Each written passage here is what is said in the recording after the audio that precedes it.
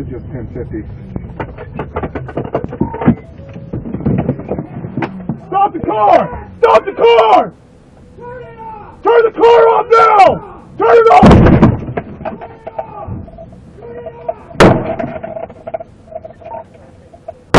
Shots fired! Shots fired! Shots fired! Tom, shots fired! Tom, you had the vehicle hit me.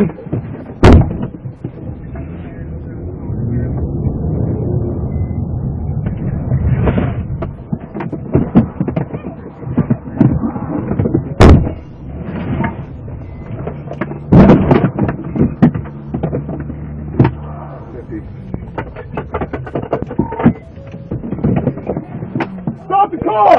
Stop the car! Turn the car off now! Turn it off!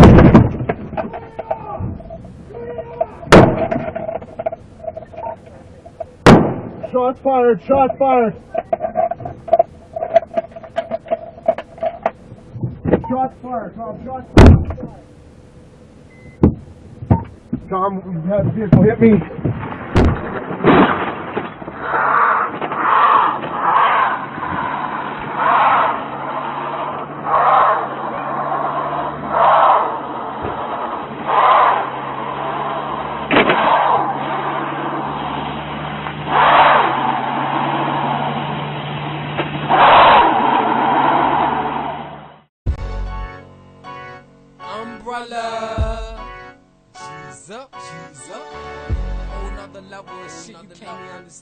What is good, my people?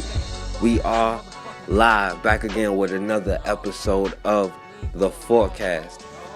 Now, a couple of years ago down in Orlando, a young brother, 17-year-old brother by the name of Karvas Gamble, who was just chilling in his own house playing video games and ended up getting shot by the police.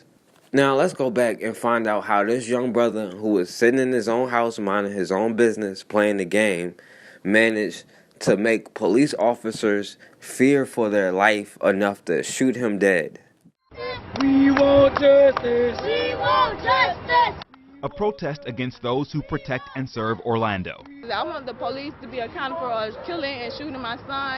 Tangela Trippett's 19-year-old son, Karvas Gamble, was shot by Orlando police in January. His brother Kareem watched it happen.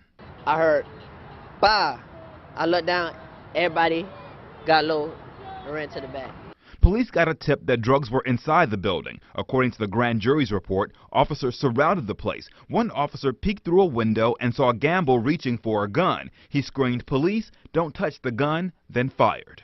He had a broom in his hand. He was shot from the side. The grand jury criticized OPD, writing, "Little planning went into this operation. The officers and the public was jeopardized by 8 armed officers acting more or less independently. They said this should have never happened, but stopped short of calling the officers' actions criminal."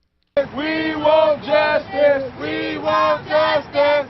Protesters say justice was not served. Only God gonna choose who actually was right and who actually was wrong, and they know they was wrong for killing my brother. Police say they did find drugs and guns inside the recording studio. I think they just trigger happy. They just, it's young black males, trying to do something with their life. They wasn't into any drugs now. Now, it's a church and a recording studio. They need to go to jail. They need to be held accountable for what they did. So this young brother was just sitting in his house minding his own business. And originally, they said the police got a call or a tip that it was something going on with drugs or some kind of illegal activity going on at that house, and that's why they were there. Now, eventually, we find out the police were there doing a quote-unquote knock and talk. It says on January 16, 2013, police received a tip about marijuana in a home and conducted a warrantless search called a knock and talk. So apparently Florida is allowed to have a procedure that completely violates the 4th Amendment and apparently do it so much that they gave it a name, called it knock and talk. And an alleged tip about marijuana to the police in the midst of trying to help all of these drug addicts in America and having drug take-back day and all of that. So an alleged tip to the police about weed was enough to surround this man's crib with the police and be able to, just go in and search it without any kind of warrants or any kind of government sanction. They can just do what they want to do. So all of a sudden, this police officer just pops up in Karvas Gamble's window, and he claims that he saw a gun. Now, God forbid this young brother exercise his Second Amendment right and bear arms to be able to protect himself, which is literally in the Constitution as why people are able to bear guns, to protect themselves and their property. And the police says, oh, he had a gun, and he says that he saw him reaching for it. But even if he did, just imagine sitting in your room and somebody just all of a sudden pop up at your window and start yelling and saying, don't move, and shooting. Because we see how quick those gunshots come after they give you a commandment. And this cop says he saw him reaching for a gun, so he feared for his life and had to shoot him. He had no other choice. Now, I don't know how many constitutional laws that they broke with this one incident, and who knows how many other incidents. And the grand jury pretty much said everything they did was wrong. They did everything but press charges. And the state attorney at the time, Jeff Ashton, he decided that the shooting was justified. It may be wrong, but it was certainly justified. Within the first 2 weeks of becoming state attorney, I attended a briefing about a police shooting. The young man's last name was Gamble. I think it's Karvas Gamble. Karvas, as I recall. This was a case where 8 heavily armed SWAT-dressed police officers approached a house to do a consensual knock and talk. They surrounded the house. One of them went to a back window and looked in and saw this 17-year-old boy sitting playing a video game. Other officers went to the front and were prepared to knock. You also saw a gun sitting on a couch. And when the officer knocked, the young man looked up and saw somebody standing in his window. Whether he could see it was a police officer, we'll never know. And he went for that gun, and that police officer shot him dead. Now, that act of the officer was justified because he went for the gun. But why was he there? And you know what I did? I convened a grand jury. And I took that matter to the grand jury, and out of that grand jury came a presentment, which is a report which said that OPD made huge mistakes. Why did you have to be there armed? Why did you have to be there in a mosque? Why did you have to be at that back window for a consensual encounter? And you know what, ladies and gentlemen? That was 3 months before Michael Brown was shot in Ferguson. I didn't need to somebody to tell me that that young man's life mattered. I took that to a grand jury because I thought what OPD did was wrong. And my grand jury came up with a report that said that. And you know who reported it? No one. That's what I think about the lives of individuals.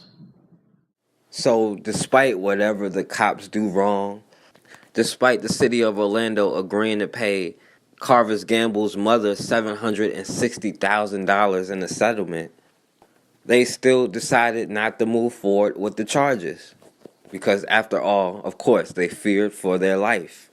Despite the recent track record of the Orlando police and how much police brutality they really do. Look at how much money the city of Orlando has to pay out in settlements because of police brutality. Still, no charges. And a lot of these things ended up leading to Aramis Ayala deciding to run for state attorney so she can actually make a difference. Instead of complaining, she went out there and ran for office, and she actually won. She ran her campaign based off gaining equality in the justice system, trying to get justice for our people. She got into office trying to do things to change the system, and it made everybody mad, and they tried to take her power away from her because she didn't want to have the death penalty. Now, this is still America, and we are still living under other people's system. So it shouldn't be any surprise that when her case went to the Supreme Court, they ruled against her. This decision by the Florida Supreme Court delivers a major blow to the state attorney's office. Aramis Ayala has only been on this job for 8 months, and with 3 years left in her term, there are questions tonight about what her office can accomplish going forward. Investigative reporter Christopher Heath continues our team coverage for us. Chris, live in the studio. And Chris, it is hard to say this isn't an office that's been diminished. Greg, it's important to keep in mind that capital murder cases are just a very small fraction of the total caseload coming through this office. However, they're usually the most heinous and high profile, and for now, they're out of her hands. What's next for Orange Osceola State Attorney Aramis Ayala? Good morning. Welcome to the Florida Supreme Court. After losing in the Supreme Court, Ayala seemingly out of options, and the 29 death penalty cases taken from her won't come back. This is a brutal decision for Aramis Ayala. Saying brutal is an understatement. Former Chief Judge Belvin Perry says the decision strikes at the heart of what a state attorney is supposed to be, calling into question her understanding of Florida law. Her status as state attorney as a result of this opinion by the Florida Supreme Court diminishes her throughout this state and throughout this circuit. Late today, Ayala's office issued its own statement saying she would set up a panel to review cases eligible for the death penalty. Her attorney followed with his own statement saying the creation of the panel would be, quote, well within the Florida Supreme Court's ruling, and all cases should be returned to her and no further cases should be removed from her. Judge Perry doubts if much can be done to recover, though, from this ruling. But you got to ask yourself, what does this opinion do for the morale of this particular office? LA Today, I got a phone call from State Representative Bob Cortez. He's traveling in Puerto Rico. His district, though, includes the northern part of Orange County, and he renewed his call for Ayala to be suspended. Now, so far, he's the only member of the Orange Osceola delegation that has taken that step, although others could come forward in the weeks to come. So this woman who did not seek the death penalty, and they decided to take all of her cases away from her, and of course ruled against her in the Supreme Court. But the state attorneys who agree with cops just coming to somebody's house and shooting them and letting them walk away, that doesn't deserve having your cases taken away. Now, Aramis Ayala is doing everything that she can, but she can't do it alone. We all have to do something. And this is the reason why we all have to go for offices in our local community, so we can be the state attorneys, so we can be the district representatives, the people who make decisions in our local areas, especially our local areas. There aren't enough black lawyers and judges to have these people who stand up for us back. They forced them to back down at the end of the day. Judge Olu Stevens, he had to back down and apologize. And they charged him. He had to cop a plea. And all he did was not let a black defendant have an all-white jury. Meanwhile, you have judges who let white boys get off with all kind of rapes. You know, we see all of these allegations of rape coming out, and we don't see any charges coming out. It's people in actual political positions of power who are doing illegal things and not getting charged. But these people who are not doing anything illegal, they are getting charged or ruled against in court. Now, of course, at the end of the day, anytime we have to go back to their courts to make a ruling on behalf of us, especially against them, whose side do you think they're going to be on? This is the reason we have to build our own nation. But we have to start locally first. We have to work together to build what we can build right now, to have our own police force, to build our own economy so we can give each other jobs. We have to build organizations to make sure that our American rights, our civil rights, our human rights are not violated. And if they do, they come with consequences. And we have to realize every time we have tried to build something like that, they have come to attack it. And we have to realize this. And we have to protect ourselves from this. So RIP to the brother Karvas Gamble. But at the end of the day, we all we got. Ain't nothing gonna change if we don't change it. New tonight, the Orlando Police Department faces a lawsuit in the shooting death of a 19-year-old last year. A grand jury found Karvas Gamble should never have been gunned down, but declined to charge any of the 8 officers involved. West 2's Amanda Ober is live with this new development outside the Orlando Police Department. Amanda? Jim, the written notice of this pending lawsuit was dropped off here at the Orlando Police headquarters this morning by Karvas Gamble's own mother. The police now have 6 months to respond, and during that time, it's possible they may settle with the family. If not, this could go to court. Tangela Lippett, the mother of 19-year-old Karvas Gamble, delivered a written notice to the Orlando Police of her intent to sue the agency and the city over her son's shooting death. It hurts to know that the police officers are around here killing young black African-American men for no reason. 19-year-old Karvas Gamble was shot and killed by Orlando police in January of 2013. Police got a report drugs could be found at a home where Gamble and some friends were hanging out. 8 officers surrounded the house, and one who looked through a porch window claimed he saw Gamble reach for a gun and yelled at him to stop. Then the officer shot Gamble. Police claim guns were found in the house, but Gamble's friends dispute that. I just want to feel relief that the officer that shot him gets what he deserves. Because I know for a fact he didn't reach for no gun. A grand jury ruled that little planning went into the operation and that the officers in public was jeopardized by 8 armed officers acting more or less independently. But it did not find cause for criminal charges against police. The lawsuit Gamble's mother plans to file seeks monetary damages, but she has another demand. Justice will be for the officers to go to jail, to get what they deserve, because he had no weapon. You understand what I'm saying? Now, Orlando police would not react to today's event, saying they don't comment on pending litigation. The police department did make some changes to its so-called knock and talk policies following the shooting of Gamble. Those changes came after an appeals court ruled that police can't walk onto porches, patios, or even in backyards without either the resident's permission or a search warrant.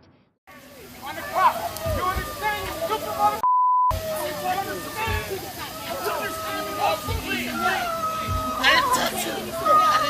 I know you didn't touch him. I'm recording it. I didn't touch him. I grabbed your phone. Don't move. Listen, so I was coming to the military. In the house. He never got out. That's good. He's just here. Go. You're okay. Get up. Go. Go. Reefus, stop.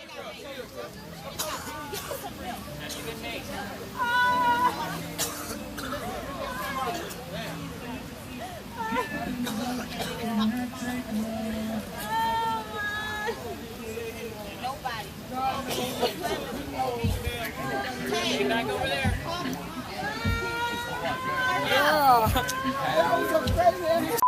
Hey, we sitting on the porch and we see this.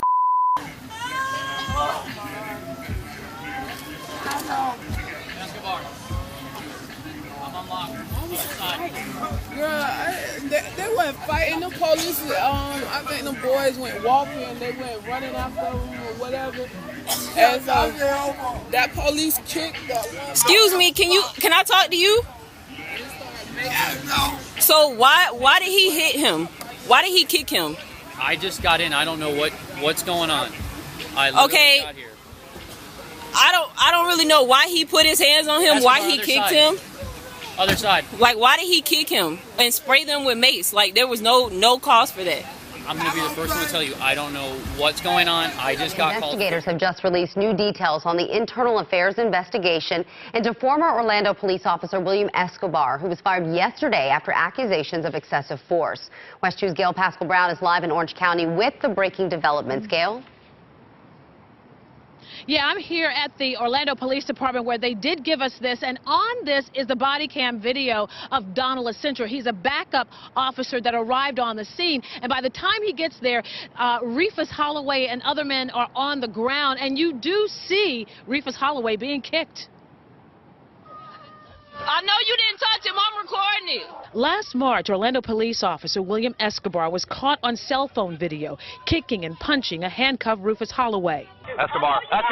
Today, Orlando police just released another angle of the beating from a body cam worn by another police officer. The camera hangs over the officer's ear. When you see the body cam video just in it of itself, it's not concerning. When you see the entire video, the cell phone video, and then the body cam video, that kind of pieces things together. Family members say Holloway was trying to break up a fight at his relative's house on Benson Avenue in Orlando. Orlando Police Chief John Mina fired the 3-year veteran officer Wednesday. The actions of Officer Escobar that night do not reflect the overall actions, performance, and behavior of the Orlando Police Department or our commitment and dedication to keeping this community safe. In the Internal Affairs report, Officer William Escobar testified, "The way I told you the incident happened, that's the way it happened. That's the way I remembered it. Obviously, I can't dispute what the video shows." Holloway's sister recorded her brother being kicked on her cell phone. At one point, another officer attempted to take her phone, telling her they had to take her phone. The sister told the officer, "I'm not going to give you my phone." Now, that video also shows that after Rufus Holloway was put into the patrol car, his sister went up to the officer that was wearing the body cam and said, "You know, why'd you have to do that? Why'd you have to beat him? I got it all on tape." Like he was bothering anyone or posed any threat of any sort to the police officers. This video is why those officers are now under investigation. The woman you just heard watched from her balcony as the 2 officers kicked a man. Why, she says she took out her phone and started recording. Good evening, everyone, and thanks for joining us. I'm Ginger Gadsden. Glad you're with us. I'm Matt Austin. Now, after that video surfaced, the police chief says he has launched an investigation. New tonight, Local 6's Eric Von Anken is live on Orange Avenue where the incident happened Thursday night and where that man was eventually arrested. And Eric, that man is now charged with battery on a law enforcement officer? Absolutely right, Ginger. And this is where the man and the officers were, on this sidewalk and across the street up on that 3rd floor balcony. Well, that's where the woman was who was taking this video. And it seems that she caught the tail end of what police described to be a very dangerous struggle trying to arrest this guy. The video shows an Orlando police officer kicking a man. And then you can hear the sound of a taser being fired. Get on your stomach! Behind your back! Push your hands behind your back! The officers keep yelling and kicking, even tasering the man until he finally rolls over onto his stomach. So right here you can see the officer kicking at him. This woman, who asked us not to use her name, recorded the incident on her cell phone from her 3rd-story apartment balcony overlooking Orange Avenue. The police officer was kicking him multiple times, and the guy was just sitting there minding his business. It doesn't seem like he was bothering anyone or posed any threat of any sort to the police officers. She says the man in the video, identified by police as Noel Carter, a 30-year-old from South Florida, was not resisting arrest, but police tell us the video only shows what happened at the end of what the officers describe as a violent, exhausting struggle with Carter. The 2 officers, David Cruz and Charles Mays, say they spotted Carter walking down Orange Avenue, grabbing and pushing his former girlfriend. They say Carter was drunk, wouldn't put his hands behind his back, lunged towards them, wrestled with them, punched Officer Mays, and then ran away, even after being pepper sprayed and tased several times. Officer Cruz writes in his report, quote, "At this point, taser, baton strikes, and chemical agent did not have any effect on Carter. Due to Carter's upper body strength, he could not be detained and was still actively resisting us. I decided to deliver foot strikes using the top of my foot in order to maintain distance and in hopes Carter would comply," end of quote. And by the end of the struggle, the officers say that they were scraped up and their eyes were burning from that pepper spray. I asked police if there's any body camera footage. They say the officers were not wearing body cams, but they do say, Ginger, that they are working on 911 calls and radio transmissions. As soon as I get them, of course, we'll pass them on to you. We'll play them for you. Yeah, we know you're working on getting that. But, Eric, what about Noel Carter, the man in that video? Do we know anything about where he is tonight? All we know for sure, Ginger, is that he is not in the Orange County Jail. I checked with them. He has bonded out. Well, I'd like to address some of the things that were misrepresented by just what was told to the individuals here tonight. The individuals who work in that office attempting to say that there's diversity, there is absolutely no diversity in the executive level of Mr. Ashton's office. I was there. There are, if you look at the numbers and the ability to maintain blacks and other minorities, it is non-existent. I am one of them. If you look at the pay for those who belong to minorities, who belong to minority groups, blacks in particular. If you look at their pay for the positions relative to what others are being paid, it's not consistent. So to sit here today and to misrepresent to an audience here that there is diversity in that office, that it is a strong misrepresentation. I was there. In addition to that, minorities may be present, but they're not heard. The discussions that need to go on in the office don't exist. There are problems with how the office is functioning, the lack of the domestic violence division, the lack of the promotions, the lack of the consistency as it relates to intake and output in the office do not exist. There is a particular case that I talk about very frequently where there is a black male who was driving down 408. He was pulled over because he had a firearm and was charged with road rage. That road rage incident is an aggravated assault. It requires a 3-year minimum mandatory sentence in prison. Rightly so. When you pull a gun, you should serve the time. He was sentenced to 3 years in prison. The problem is, on the turnpike, white male, 36 years old, also, same day, 4 hours later, pulled over on the turnpike. His sentence, it wasn't even a sentence. His aggravated assault charge was reduced to an improper exhibition for him to serve a period of diversion where his case was dismissed. So while he is free to move on with his life, there is a black male who is incarcerated right now serving a 3-year sentence. I know because I spoke directly to the child's mother. So the misrepresentation and the misleading is it is a facade and it is not consistent. If you want to get involved in the black community, you use individuals who have connections in the black community. I've been a president of the local Black Bar Association, both city and state. I'm a member of the black church and have been my entire life. And I have experience on both sides of the law. The use of me in that office didn't exist. So I decided that instead of working for Mr. Ashton, I was ready to work directly for the people. Now let me ask you. So knowing that people don't even know what a state attorney does, that is a problem. Until you've had a gun in your face and you've been a victim of crime, that's when you learn what a state attorney is. It's more important for people to know before they become a victim of crime or before their son or daughter has been accused of one. So getting involved in the community, educating the community, being present long after the campaign, because I have been involved in the community before I ever considered running.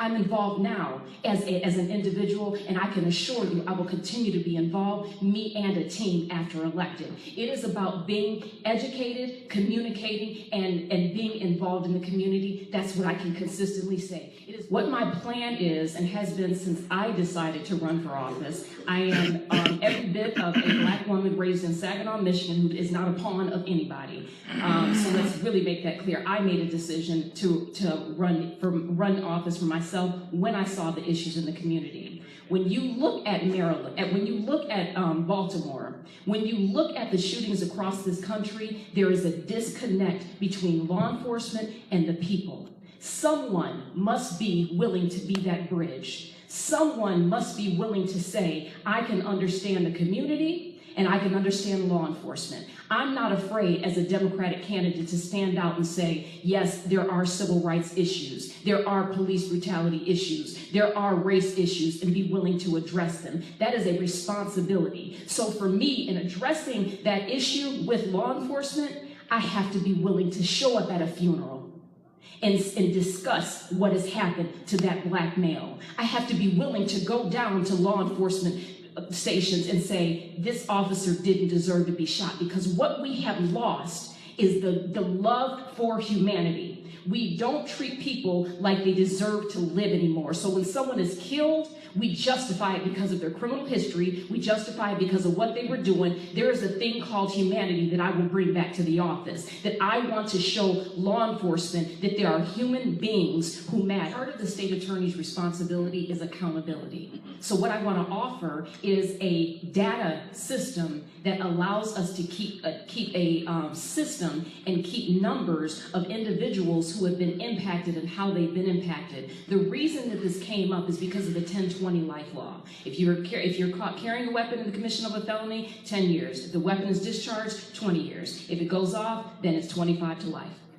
Because of that, there are a lot of times that we don't honor that minimum mandatory. The charges are changed and it's amended because it's warranted. There are times that it is warranted, but we need to be consistent for the public to trust us on how we are arriving at the type of cases that we are reducing it. So if we offer a data that goes to Tallahassee for several reasons so that we can say these are our reports of the demographics of those who had minimum mandatories, these are the ones that are non-existent, then what can happen is Tallahassee now is accountable for possible unintended consequences. They can then change the law, adjust the law, or ignore the law and let the community find someone else to replace them.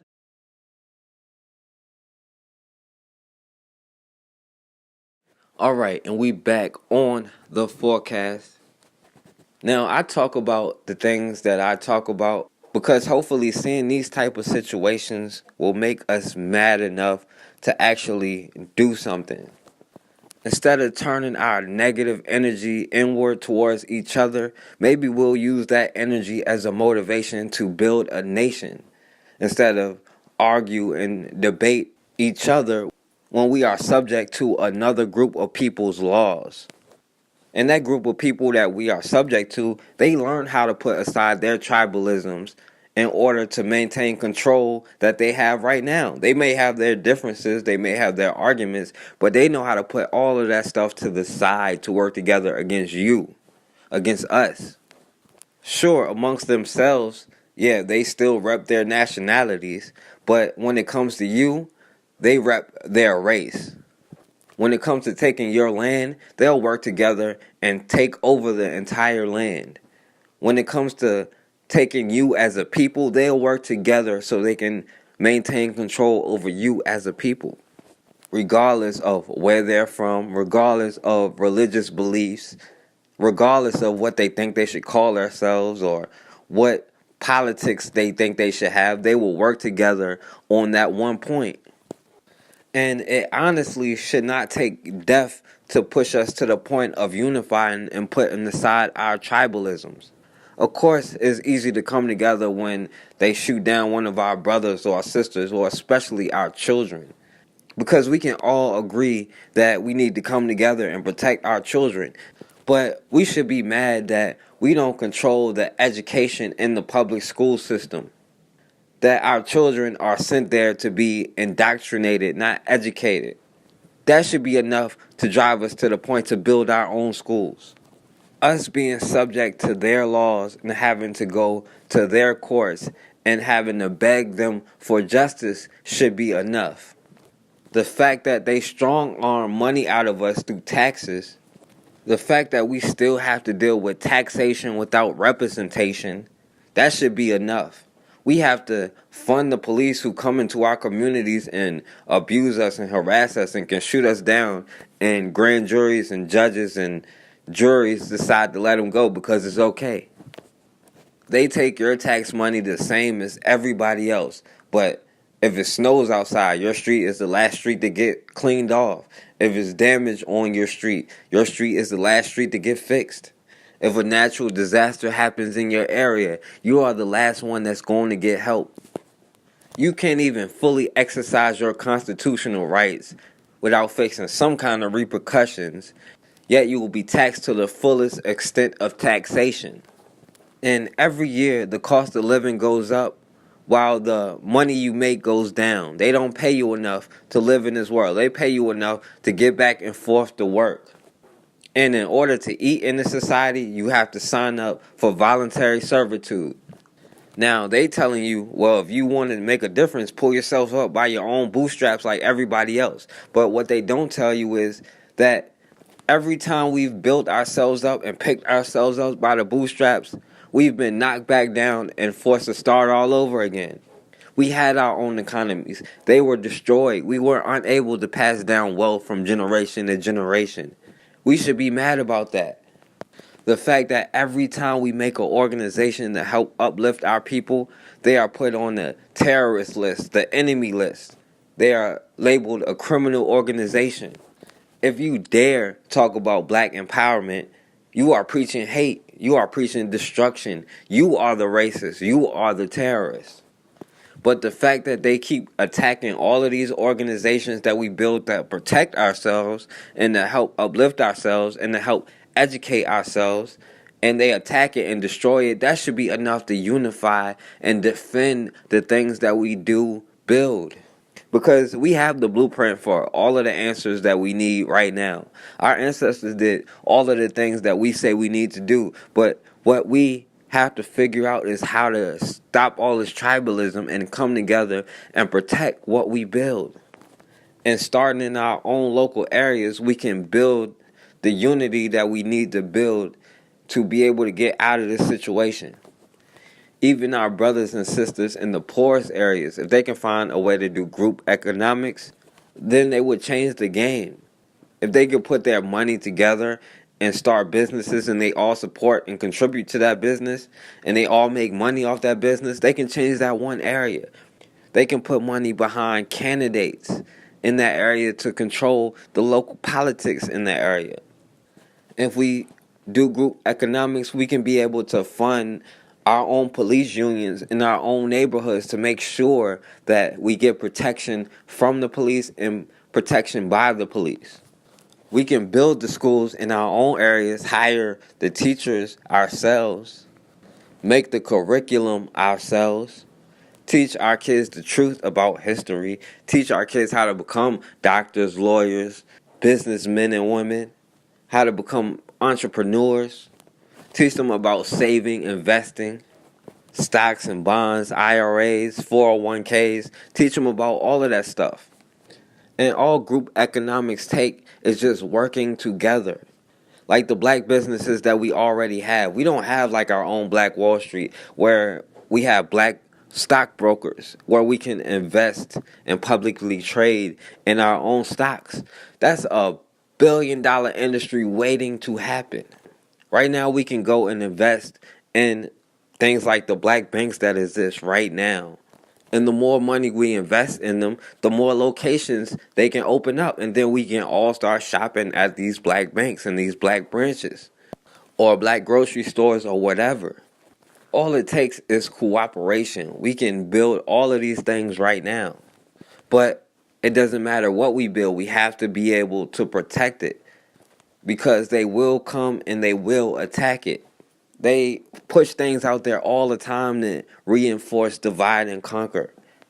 They push this battle of the sexist narrative because in actuality, it takes the black man and the black woman to come together in this situation to be able to help the black child grow to a higher level so we can progress throughout the generations, so we can leave our children in a better situation, in a better place.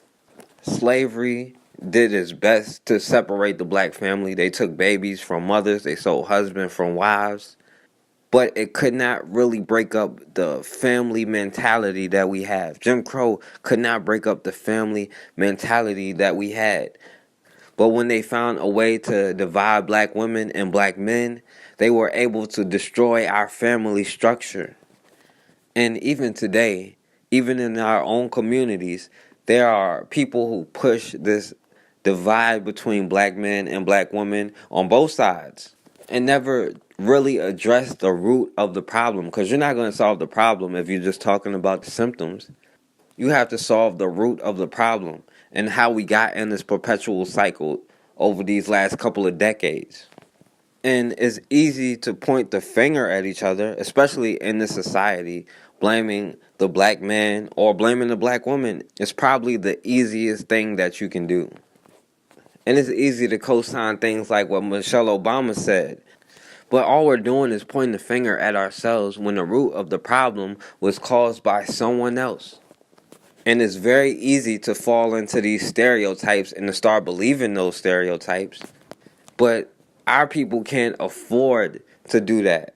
We can't afford to believe the stereotypes about ourselves because we have to empower ourselves. And it's going to take the black man, the black woman coming together for the black child, rebuilding the black family, rebuilding the black community to build a nation. And we can't do that by being divided and conquered. And maybe we'll realize the situation that we're in and we can find a way to put this tribalism to the side because we have issues that we're going to have to deal with, but we're going to have to unify to get out of this situation of being dominated in this society, to build our own nation, to be able to protect ourselves. Just one casualty should be too many, and we've been taking casualties for hundreds of years. At what point is enough going to be enough? The case of a Dallas police officer accused of excessive force has become a rallying cry for the rank and file who feel cops are treated unfairly. Good evening. I'm Steve Eager. It's 9 o'clock. Hello, everybody. I'm Heather Hayes. Cell phone video showed part of what happened when Officer Jesus Martinez arrested a panhandler. After being fired but then cleared of criminal wrongdoing, he's now been reinstated with the Dallas Police Department. He will receive back pay. Fox 4's Zahed Arab at the Dallas Police Headquarters with reactions. Ahead.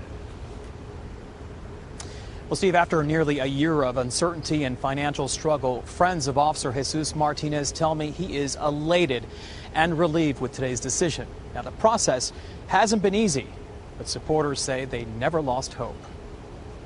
Yes. Of all the happy hours in Deep Ellum, this one might be the happiest. This is a celebration. This is absolutely a celebration. Strangers, through over the course of a year, became family for Officer Jesus Martinez, who on his final appeal was reinstated.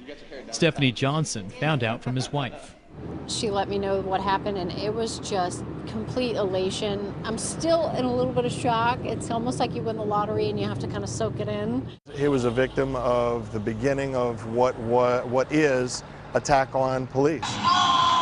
Martinez was accused of using excessive force on a panhandler in Deep Ellum in June 2014. Someone posted cell phone video online. Eventually, a grand jury cleared him, but prior to that, Martinez was fired and arrested after an internal affairs investigation. It happened the same day the Ferguson verdict came out, and this was the lead story, firing Jesus Martinez, and after that, we all watched Ferguson burn. Everybody saw the half that was involving the struggle. On one side, they didn't realize what happened previously. Supporters say the video didn't tell the whole story. The Dallas Fraternal Order of Police say even though the 31-year-old's uniform was torn during a scuffle with a panhandler before the recording, the union claims Martinez was fired because the video was perceived bad. Thank God that there were some people that were objective and unbiased. They looked at all the facts, at all the evidence, and they reinstated Jesus Martinez. Many business owners in Deep Ellum showed support for Martinez throughout the investigation with things like the Jesus is my homeboy social media campaign and by raising money for the officer's 2 daughters during the holidays. I think it kind of proves that Deep Ellum is a family. I mean, we're welcoming to all. I mean, if you're in Deep Ellum, you're considered family. And soon with a reunion, spirits are high. You're here. Glad to have him back. Yes, absolutely. Welcome back. Now, the panhandler's attorney disagrees with today's decision and maintains his claim that Officer Martinez used excessive force. Meanwhile, the union that represents Officer Martinez tells me he'll receive full back pay since his firing. Steve? Okay, so we know backwards he gets back pay. How about his forward pay? Where will he be serving? Does he go back to his old patrol in Deep Ellum? Well, that we don't know yet. That will be up to Chief David Brown to decide. Now, community members in Deep Ellum are hoping he'll be assigned to his old beat because this is a guy that they looked up to and loved. He knew people by first name. He even gave out his personal cell phone number to business owners in case there was trouble. Now, it's been almost a year since Martinez was fired, so supporters say this long, draining process won't be complete again until they see him in a squad car in their neighborhood where they say he belongs. A special governor's commission later identified major causes for the rebellion as including an absence of job opportunities for blacks and a resentment of the Los Angeles Police Department, then in its 15th year of leadership under Chief William Parker. The commission echoed both the governor and LA's district attorney at the time in criticizing Parker's strong-arm approach to law enforcement, which many South Central residents experienced firsthand. In the early 60s, LAPD was run by Chief Parker, who was a tremendous reform chief. He took what had been a nationally notoriously corrupt department and turned it around extremely effectively. But it distanced itself from the community. This was especially true in South Central Los Angeles and in East Los Angeles. As the community started to rebuild, street gangs like the Slossons and the Gladiators all but disappeared. For the next 4 years, gang-related violence was practically non-existent. Shortly after the Watts Rebellion in 1965, there was a whole bunch of organizations and programs started in Los Angeles by the youths who used to be in these clubs. And one of them was the Black Panther Party, which was originally founded in Oakland. LA started a chapter under a guy named Al Prentice Carter, also known as Bunchy. And he was a Slauson member, a club that existed in Los Angeles from the 50s throughout the early 60s. So as he became the president of this chapter, it started to get a lot of youths involved in this new movement. You know, Raymond, he knew Bunchy Carter. You know, a whole lot of us knew about the Panther Party coming up, you know. That was something that I just wanted to be a part of. And plus the way they dressed, that kind of turned me on with the tam tilted and all that. That was cool. I liked it, all that. While most of the U.S. condemned the Black Panthers' revolutionary agenda, their message of community-based independence struck a chord with the residents of South Central. And even though they were too young to join, it is likely Raymond and his cohorts absorbed the Panthers' rhetoric through rallies and outreach programs in the community. The Black Panthers was pushing brothers to go to school. They was feeding breakfast in the morning. We was having breakfast and stuff. Like I told you, I wanted to be a Panther, but wasn't going down. My mother wouldn't let me be one. In late November of 1968, FBI Director J. Edgar Hoover issued a memo directing his agents to exploit all avenues of creating dissension within the ranks of the Black Panther Party. Hoover's strategy involved counterintelligence measures pitting the Panthers against the US organization, another Black Power movement under the leadership of Ron Karenga, creator of the Kwanzaa celebration. It was relatively easy for the FBI to flame the fires of rhetoric by fabricating documents and political cartoons seemingly generated by each side. These covert efforts helped turn an ongoing philosophical debate into a deadly battle. In January of 1969, Bunchy Carter and John Huggins were gunned down on the UCLA campus allegedly by members of the US organization. Many years later, a retired FBI agent came forward with claims that the Bureau had helped plan the assassination. The demise of the Black Panthers in Los Angeles was said to be yet another blow to a generation of black teenagers who'd witnessed many of their role models assassinated throughout the 1960s. What I'm saying in so many words, they should have let the Panthers went on because there probably would have never been no Crips or no Bloods. According to Batman Davis, 15-year-old Raymond Washington decided it was time for his generation to take a stand. It was 10 guys, and you know, basically everybody lived in the community. Remember the Panthers, man? Yeah. They was strong, man. Yeah, they was tight, man. They protected the community, man. Yeah. Look around you, man. Who gonna protect ours? But you and I, man, we love our people, man. We love this community. Yeah. Somebody gotta protect it. Look around you, man. We the only ones, man. We the only ones who care. We should start our own thing, man. Yeah. Baby cribs. Yeah, baby cribs. Baby cribs. Sound good, huh, man? Y'all down, man? Raymond decided to call us the Baby Cribs. We was going to be the Baby Cribs. The Cribs, C-R-I-B-S, which meant the younger generation. You're looking at a mirror that I put together, me and some of my homies and my loved ones and some of the OGs I used to bang with and kind of came up together. And you see it say OG, that stands for the original. That means you was there from like day one, 1969. And in the early 1970s, you can still see this Panther aura with them because they wore the leather coats. Cribs weren't thinking in terms of robberies and homicides and fighting. They were more protectors of the neighborhood. Couldn't nobody come through and snatch no purses, break in no cars, or nothing like that, because it was like a community thing, you know. The guys in the neighborhood protected that neighborhood. breaking news tonight coming from the National Archives and another batch of JFK assassination files. They include, though, an explosive FBI dossier not on JFK but on Dr. Martin Luther King, the Reverend Martin Luther King Jr. It reflects then Director J. Edgar Hoover's deep suspicion and obsession with Dr. King, which was certainly no secret at the time. And it speaks to just how far he and the FBI went to try and discredit Dr. King. The dossier released today contains items that are both, and I say explosive, but they are unsubstantiated. CNN's Gary Tuckman joins us now with more. So what are you learning? What's in this stuff? Well, Anderson, among the more than 600 documents released late today by the National Archives is this one, a never-before-seen file titled Martin Luther King Jr., A Current Analysis. It's dated March 12, 1968, and includes a number of explosive allegations about the civil rights leader who was assassinated 23 days after this report was first compiled. Among the claims detailed, Martin Luther King Jr. was involved in extramarital affairs and other sexual activities that, if true and revealed publicly, would have been devastating to Dr. King and his movement.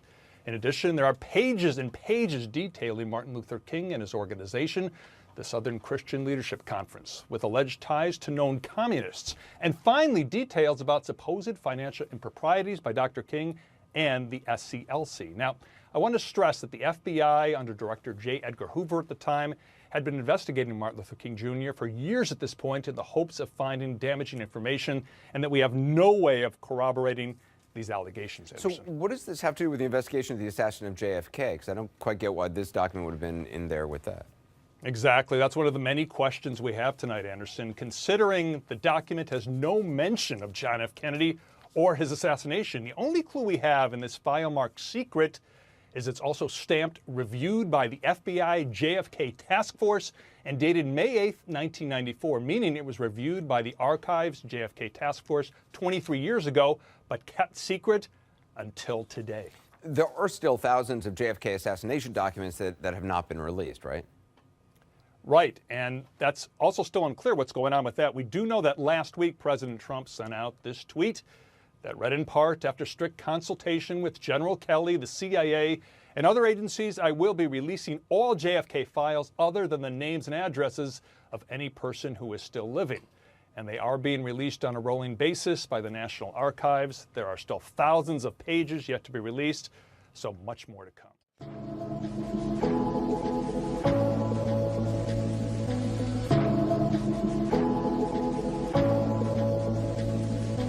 My body's wool make me stand tall. My body's wool make me stand tall. When I'm in class, I'ma give my all.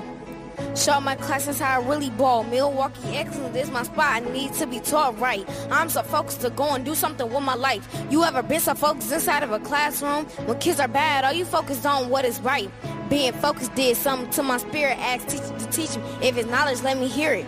Look at me now, Lego League, I'm engineering. Education is contagious. If you want to just let me respect. It is something that I do so well. All I do is treat others how I treat myself. I'm focused. I'm telling you that I will not fail to get to college. I need knowledge, they're on parallel. Hard work is on me. What you know about relating to striving? I do know one thing, never quit. I am never not trying. I got a mission, GPA, go from so to shining. And in just a few years, college as I'm writing. I keep it pushing, no time for the striking, I'm grinding. I got goals for scholarships, so every second is vital. PhD, with my title, don't have no time for the night. Ending the poverty cycle will be as bright as my idol. You see the pressure is nothing. I go from 0 to 100. That means nothing to something and straight to college or running. You see the learning I'm loving in college doors and I'm coming and giving up is disgusting. And that's the end of discussing. Michelle Obama showed me how to do.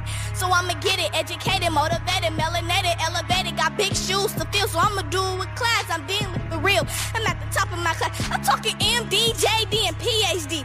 Farm D, OD, and of course AD. I got an appetite for education, so I'ma feed it. And I think I saw my dissertation, cause I'm needed. So if you with me and you give me and you ready to grind, do me a favor and repeat these 8 simple lines. I ain't smart, I ain't strong, my life matter, I'm a blessing. I'm a queen, I'm a king, I can achieve anything. I ain't smart, I ain't strong, my life matters, I'm a blessing. I'm a queen, I'm a king, I can achieve anything. My knowledge will make me stand tall. My knowledge will make me stand tall. In the year 2028, from a college I will graduate. All right. Awesome. Woo! Very nice.